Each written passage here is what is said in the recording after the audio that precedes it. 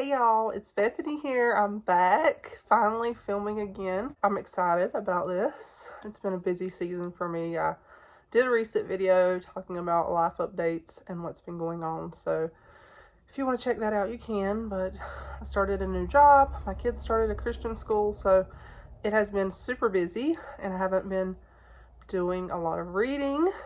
But it's starting to pick up again. Hopefully we'll have a reading update soon. But for now, I thought I would film a couple videos and just share some fun things with y'all. So today we're going to be talking about 5 books, and maybe 6, either 5 or 6, I'm not sure yet. But 5 or 6 books that I think are perfect fall reads. It'll be fun to do 5 or 6 classic books that are great to read in the fall that I feel have those autumn fall vibes, and 5 Christian fiction books. I know a lot of these have probably already been mentioned. There have been tons of these videos out there, so many of these suggestions, but I just thought it would be fun for me to throw out my own little, just a little list of fun fall reads. So let's get started.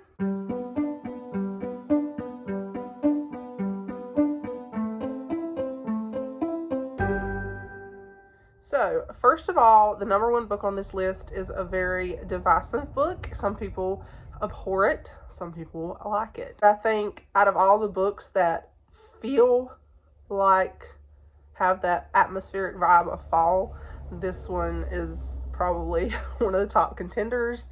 Wuthering Heights. Now, I read this book a couple of years ago, and I have to say it's just a very polarizing book. On the one hand, it's well written, and I feel like Emily Bronte did a great job kind of achieving what she was going for. You just see you get this inside look into a very messed up situation, toxic relationships, toxic people. But it has those gloomy, dark, gothic vibes that you feel like are perfect for this time of year. I never rated this book just because I could not decide what I wanted to rate it. As a story, I felt like it was well written and it deserved 5 stars, but the plot and the characters drove me, the characters, not the plot, the characters drove me crazy. They were so annoying. And the one thing I hate about this, not the book, but I hate the idea that some people take away from this and try to classify this as a romance, and like they have quotes from the book as being romantic, and I'm like, no, these quotes are not romantic. If you read the story, it's messed up. They're not romantic. So, and I think Emily Bronte would be appalled to think that people nowadays actually look at this as like a great romance. Anyway, that's my little side note on that. Second, we're going to say The Hound of the Baskervilles I always want to say by Sherlock Holmes, by Arthur Conan Doyle. I also read this one a couple of years ago and loved it. This book is perfect for this time of year. It just has a very kind of creepy element to it, but it's not like weird. You know what I mean? It just has that creepy vibe that well, first of all, let me say this. I don't do Halloween, and that's me. I'm not going to get into a debate about that. I just don't do Halloween. I'm very particular about what I read, especially when it comes to like supernatural stuff and stuff like that, because I know as a Christian and as someone who has been around people who I've like seen people who were demon possessed, prayed for and trying to get free of demons. I know people who were freed from demons and are now good Christians. My grandfather has dealt with a lot of people who were demon possessed and had to pray for them and cast out demons, and whatever you may believe about it, from my personal experience, I know that it's a very real and dangerous thing to play around with, just demonic things. So I'm very careful about what I watch or what I read. So none of these books are going to have stuff like that, just so you know. Like, I like in the fall reading books, mysteries, and books that might be a little bit more creepy-ish, but nothing like that at all. So that's just a side note. But anyway, yeah, this story, it's Sherlock Holmes, of course, is going out onto the moor investigating the story of this hound that supposedly has, I don't want to say haunted, but kind of like for years and years, it's been like a legend in this family, and someone dies, and so they're like saying, oh, the hound killed him, blah, blah, blah, blah, blah. And then there's this, it's just this whole story. It's creepy, atmospheric, great story. I need to reread it. It was fun. It was really good. So I definitely recommend this one. Second, I'm going to hold up these 4 books, but I want to say the Anne series as a whole, but particularly the first one is my favorite just because I love it so much. It's just our introduction to Anne. But the ones that really give autumnal, I can't say that, fall, whatever, vibes for me, thinking about the ones that I've read so far, I've read 5, I feel like the 3rd and the 4th give them a little bit more for me. The 3rd, Anne has gone off to college, and I'm not sure, I don't know why, just thinking about that, I feel like thinking back on it, it just felt fallish to me, like Anne going off to school in the fall, maybe, I guess it was in the fall, I'm not sure, I think it was, yeah. She goes off to school and starts college, and just her description of her time there feels very autumnal, winterish. And Anne of Windy Poplars, to me, also has those feels. In this one, Anne is teaching. She's living somewhere else apart from Green Gables teaching. That one feels fallish to me too. My favorite probably is book 3 and book 1, I think, so far. I've read the first 5, but anyway, to me, Anne, you could read any of them, watch the TV show, the movie series, the old one, and get those fall vibes. Particularly, I would say the Road to Avonlea TV series definitely has the autumnal vibes. There's so many episodes that have that. For Anne of Green Gables, the first one to me, the movie, I feel like is also a springish movie. Like, it's fall, but it's also springish, if that makes sense. Like, just depending on what part you're at. So, but yeah, the books, 100% perfect fall, autumn reads. Agatha Christie, of course, the Queen of Mystery. I don't think you can go wrong with an Agatha Christie in fall. So, I have read, I think, around 14 now, or 15 of her books. I'd have to calculate, but I think it's around 14 or 15. I'm reading one now, The Mystery of the Blue Train, and it's just perfect for autumn. It's so good, but I'm going to just show y'all 2 of my favorites, The Murder of Roger Ackroyd, and Then There Were None. Of all the books I've read of hers, these 2 are my personal favorites. I just think they're amazingly done. The Murder of Roger Ackroyd, it just has a twist that completely blew my mind. I read the book and I was like, what?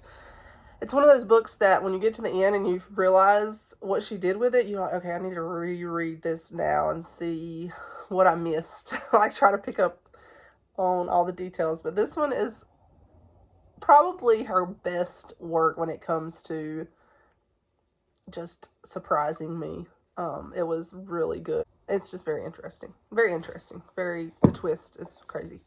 And Then There Were None. I think And Then There Were None is definitely more the creepy vibes. Like, And Then There Were None for me is the most unsettling probably of any of hers I've read.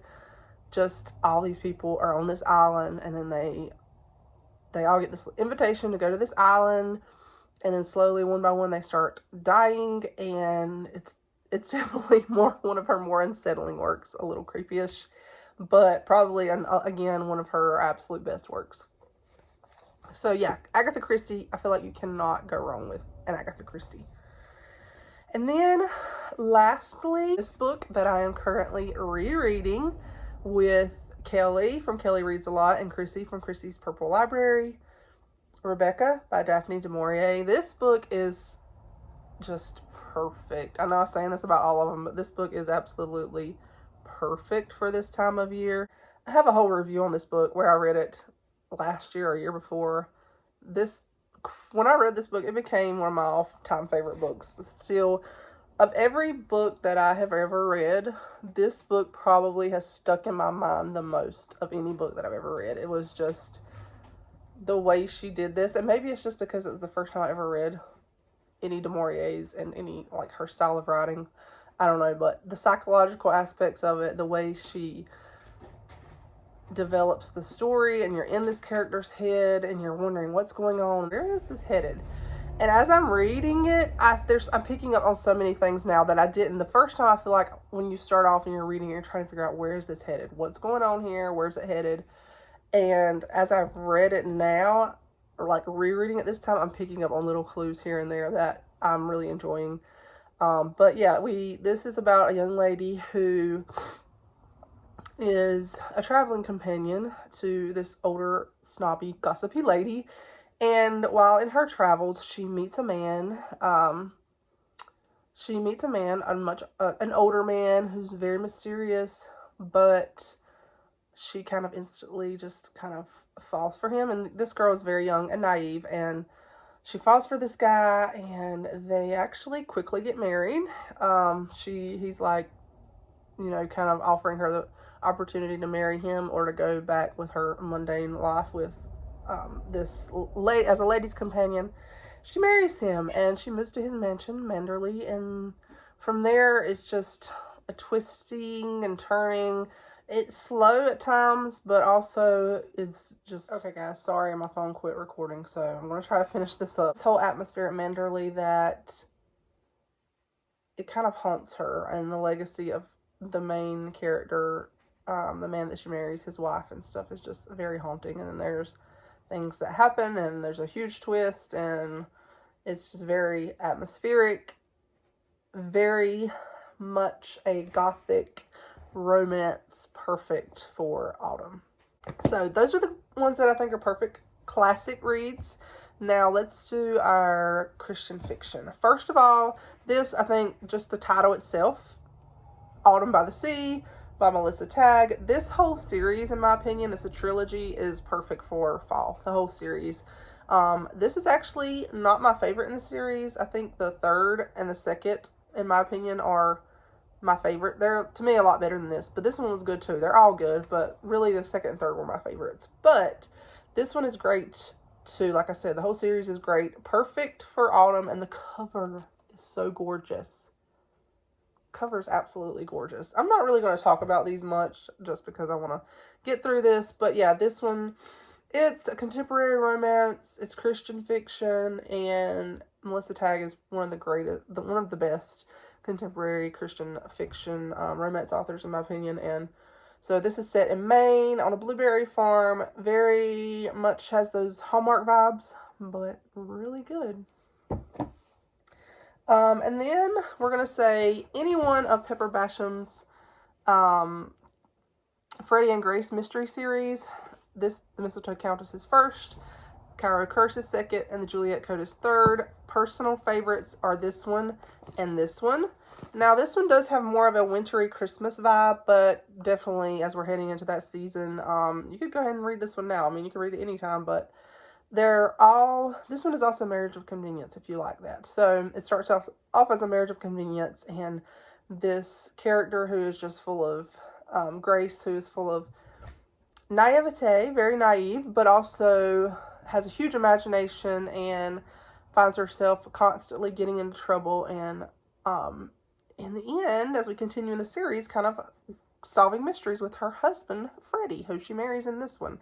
And the relationship continues to progress as they go through these. This one is set in Egypt. This one is set in Venice, I think. Italy, in Venice. And this one was really fun. Just the whole series, if you're looking for a fun, lighthearted mystery series, clean Christian fiction, then this series is a great one. And I'm so excited because she has another one coming out next year. So excited about that. All That Is Secret by Patricia Raybon.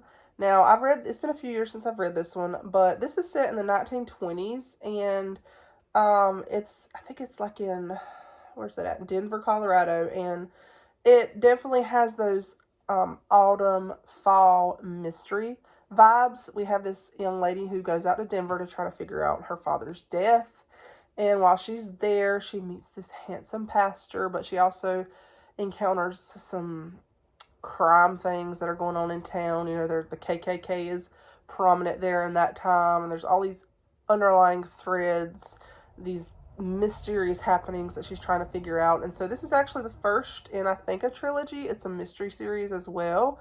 I have the second one and I have not read it. I need to read it, but it's got that very much 1920s flapper mystery vibe. It kind of makes me think about, like, if you've ever watched I think it's the Frankie Drake mysteries, maybe, that era. Yeah, it's got that 1920s mystery vibe going on. And this book that I read this year, and it's one of my all-time favorites and one of my favorites of the year so far, Walking on Hidden Wings by Rachel Scott McDaniel. It's also set in the 1920s. It also has a mystery going through it. I talked about it a lot in an earlier video this year, but we have Geneva Hayes, who entered into kind of a marriage of convenience. She kind of has fallen in love with the guy, but it's a marriage of convenience initially. And the book opens up with he has gone missing and is presumed dead. And very quickly she discovers, there's something odd about all this whole situation. And there's flashbacks to, like, throughout the story, there's flashbacks of a few months earlier when they were, when she first found out that they were going to get married, and kind of their relationship progressing. And she finds out very early on in the first or second chapter that, whoa, her husband is not actually dead. And so she's like, okay, what's going on with this? What happened here? Like, what's behind all this? And it's just, if you like marriage of convenience, if you like some mystery, the 1920s, it just has perfect atmosphere. And also just a little elevated. It's Christian fiction, but it has a little tad more of that romance side to it between her and her husband, which is cute. And their relationship, and it's just a great story. This is one of my favorites of the year. I love it. I need to reread it because I read it and literally read this in one sitting. Never done that before with a book like this, this long. And I need to reread it to just kind of take time to soak it up. And then lastly, this book, Midnight's Budding Morrow. The cover just is gorgeous. This is the second book in the Regency Wallflower series by Carolyn Miller, but you could absolutely read this book first because, and I think actually I read this one first, because they're not related at all. Like, I think one of the side characters is briefly mentioned at the end of this book. It's just his name. So they're not related at all. You can 100% read this as a standalone. This book, I would say, definitely some trigger warnings for this book if you've dealt with, like, infant loss, child loss. It deals with that. It also deals with, like, mental health, depression, attempted suicide. So there's some elements that you might want to be cautious of going into it. But for me, it was just very, as someone who's lost someone to suicide, who's dealt with my own depression, who's felt in those moments of depression, you feel kind of unseen, unwanted. I related to this main character. So I just found it, as someone who struggled with my own mental health, I found it very, first of all, refreshing to actually have it seen displayed in a book in a way that's not sugar-coated. And she just brought in the Christian elements, the Christian themes. It is a marriage of convenience, once again, but it was done in a way that they're put together in a marriage of convenience, and then the man becomes a Christian while he's away, and he comes back and he's changed, but he's still struggling as a Christian with his issues that he had before, his anger issues, and he was an alcoholic, and there's just still issues that they're working through, and she's depressed. She's at this, like, gloomy mansion. Once again, this was one of my favorite books that I read a couple of years ago, and just a phenomenal book that I have not seen anyone else talk about on Bookstagram, or not Bookstagram, but here on BookTube, and so I would love to see more attention drawn to this author and this book and just her books in general, because she writes Regency, really phenomenally, in my opinion, one of the best in Christian fiction, especially as she brings in the Christian themes really strongly and really beautifully. So there's a list for y'all to watch and choose from if you want to. There's just some suggestions of books that I think are perfect to read in autumn. And thank y'all guys for watching. It's been so fun being back filming. So I'm glad to be here. And hopefully I'll have another video out soon. Talk to you later, guys. Hope you have fun reading all the fall, autumn books as we are heading into November and just fully embracing the fall vibes.